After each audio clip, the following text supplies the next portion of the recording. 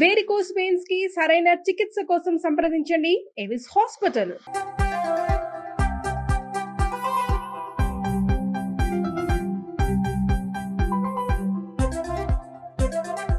Welcome to Suman TV. ఈరోజు bagara rice చేసుకుందామండి. Telangana special అయితే పేరు మంచి బగారా రైస్ అని పెద్ద పేరు ఉంది, కానీ చాలా సింపుల్, చాలా ఈజీ. ఇక్కడ ఫ్రీక్వెంట్గా చేస్తారు. అసలు ఇక్కడ మన ఈ ప్రాంతంలో తెలంగాణలో ఈ తిరగమాత పెట్టడం, పెట్టడం, తాలింపు పెట్టడం, దాన్ని బగారించడం అనే అంటారు. బగారించడం అంటే తిరగమాత పెట్టడం అంతే. సింపుల్గా ఈజీగా చేసుకోవచ్చు. ఇదేంటంటే కొంచెం మంచి మసాలాదార్ కుర్మాలు కానీ, వెజిటేరియన్స్ అయితే పన్నీర్ కుర్మాలు కానీ ఏమైనా అలాంటి కుర్మాస్తో పాటు జీరా రైస్ లాంటిదే ఇంకా కొంచెం హెవీగా కాస్త స్పెషల్గా వస్తుంది. దీంట్లో మనం ఏమి కూర ముక్కలు వేసుకుని చేసుకోవచ్చు, వేయకుండా కూడా చేయొచ్చు. చాలా బాగుంటుంది. కుక్కర్లో చేసేసుకోవచ్చు, చక్కగా ఉంటుంది. బయట చేయడానికి కూడా ఇది అలవాటుగా ఉన్నవాళ్ళు విడిగా కూడా చేసుకోవచ్చు. కుక్కర్లో చేస్తే ఏంటంటే ఒక విజిల్తో అయిపోతుంది. మొదలుపెట్టే ముందే ఒక గంట ముందే బాస్మతి రైస్ అయితే ఒక గంట ముందు కడిగి పెట్టండి. కడిగేసి శుభ్రంగా 2-3 సార్లు, ఎక్కువ నలపకుండా నీళ్ళు తీసి పక్కన పెట్టాము. ఇదిగోండి తడిగా కొంచెం ఆరిపోయిన బాస్మతి రైస్ ఉన్నాయి. ఒక 2 కప్పుల బాస్మతి రైస్ తోటి చేసుకుందామని.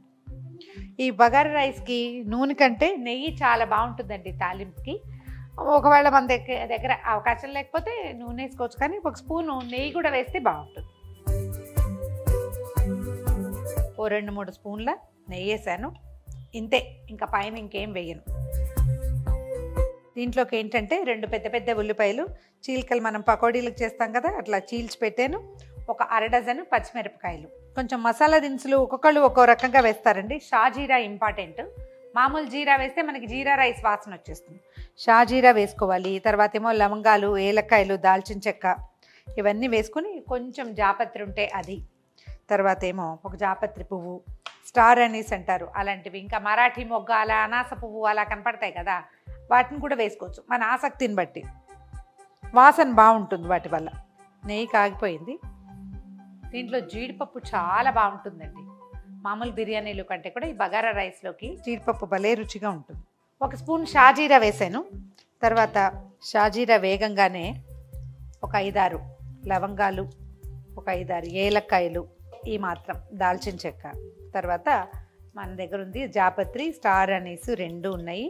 బిర్యానీ ఆకులు, బిరింజి ఆకు అంటారు, బే లీఫ్ అంటాము, ఏదైతే అది మనం ఏ పేరుతో పిలిస్తే దాన్ని. బగారా ఆకే ఇంపార్టెంట్ అంటారు. చీల్చి పెట్టుకున్న పచ్చిమిర్చి, దాంతోపాటు ఈ ఉల్లిపాయ ముక్కలు కూడా వేసాం.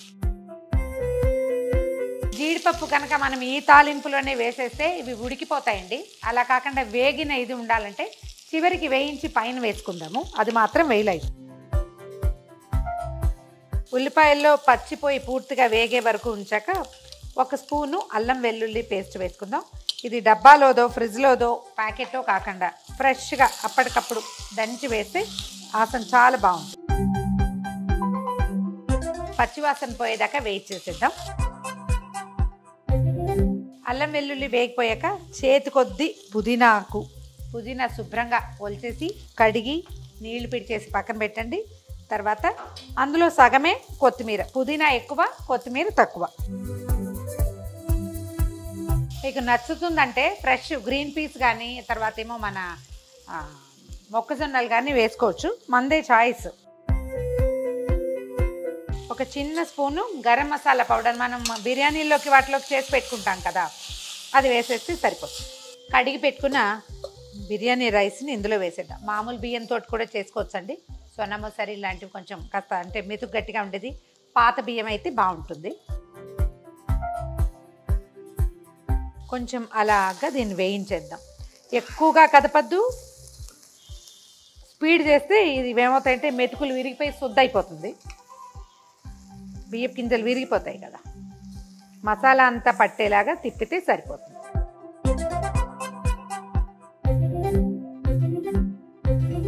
ఈ పండ్లకి అట్ల కాడలు ఉంటాయి కదా, దోసల కాడలు, అవి చాలా బాగుంటాయి. గరిటెలు పెడితే కొంచెం బియ్యపు గింజలు విరిగిపోయేందుకు అవకాశం ఎక్కువ. ఒక 2-3 నిమిషాల పాటు రైస్ని వేయించేద్దాము.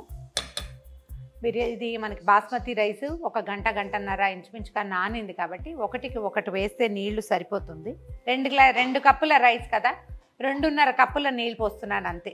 అంటే ఒకటి మీద కొంచెం ఎక్కువ వేస్తున్నాను.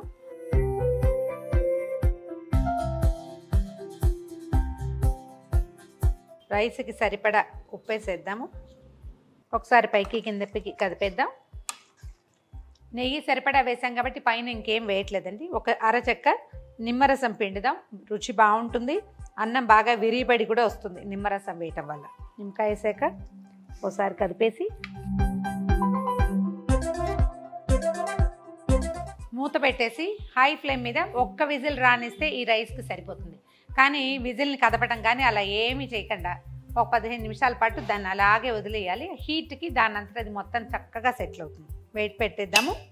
ఒక విజిల్ రానిచ్చి స్టవ్ ఆపేద్దాం. కుక్కర్ ఒక విజిల్ వచ్చింది, ఆపేసాను. స్టవ్ మీద అలాగే ఉండనివ్వండి, దాన్ని కదపద్దు, తీయద్దు. పూర్తి స్టీమ్ అంతా తగ్గిపోయి కుక్కర్ మూత దాని అంతటా అది ఊడొచ్చేదాకా అట్ట పెట్టేసేయాలి. జీడిపప్పులు వేయించి పక్కన పెట్టాను. ఇది రాగానే జీడిపప్పులు అందులో వేసేయటం, ఒకసారి పైకి కిందకి కలిపి సర్వ్ చేసుకోవటమే. మనం కుక్కర్ మూత తీసి చూద్దాం ఎలా వచ్చిందో. చక్కగా పొడిలాడుతూ ఉంది చూడండి. జీడిపప్పులు వేయించి పెట్టుకున్నాం కదా, ఇవి ఇందులో కలిపేద్దాం.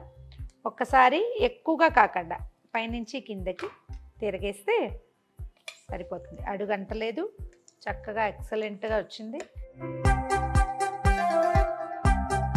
ఇలా డైరెక్ట్గా కొంచెం పెరుగు పచ్చడి రైతా నలుచుకుని తినేయచ్చు.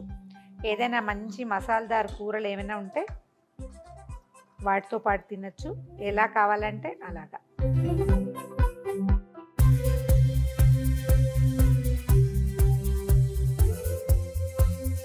ఘుమఘుమలాడే బగారా రైస్, బగారా అన్నం అని కూడా అనొచ్చు. మీరు ఎలా చేసినా సరే చక్కగానే వస్తుంది. జస్ట్ సరిపడా ఉప్పు మాత్రం వేసుకోవాలంతే. ట్రై చేసి చూడండి.